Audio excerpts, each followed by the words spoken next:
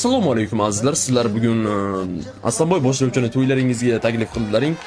Sizlarni ko'rib turganda bag'oyatda juda ham xursandman. Endi bemalol savollaring bo'lsa berishlaring mumkin.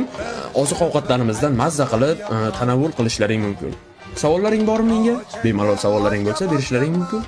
Meni savolim galstukning naushnikingga qarab bir-biriga iding naxuy deyapti-yu nimaga? Endi bo'lishi mumkin. Aka, bu hozir 2025-yil. Siz buni g'arb stil deb o'ylashingiz mumkin. Lekin bu g'arb stil emas. Bu hammasi aks holda. Stil 2025-yil juda ham qiziq mavzularga boy yil bo'ldi va shuning uchun ham shunaqa stil hozir nomerada. Voy, Aslanboy, bormisiz? Shu desiz biz bitiruvchimiz. Shu bitiruvchilarga motivatsiya bersiz. Bitirganimizdan keyin bizni nimalar kutyapti?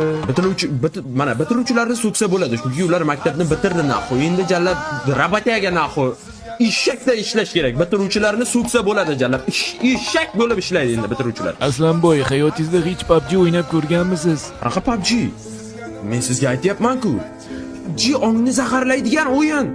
PUBG ni o'ynab bo'lmaydi chunki ongni zaharlaydi. PUBG o'yini shunchalik ongni zaharlaydiki, ukalar bir-birini so'yib qo'ymoqda. Tushlarida PUBG ni ko'rib chiqmoqda. Mana tasavvur qiling.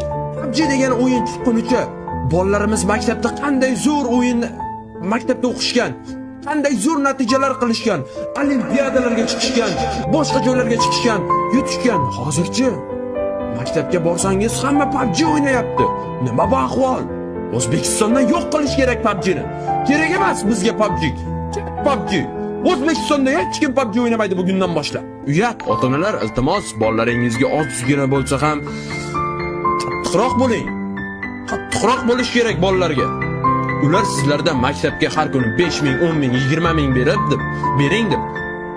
Ovqatlanaman deb. Maktabda ovqatlanmasdan hammasi mana shu PUBG degan o'yinga danat qilyapti. O'zini sog'lig'idan kechib PUBG o'ynayapti. Nima ahvol ota-onalar? Ha, ko'p. Shuncha gapdan keyin savolam bergim kelmay qoldi.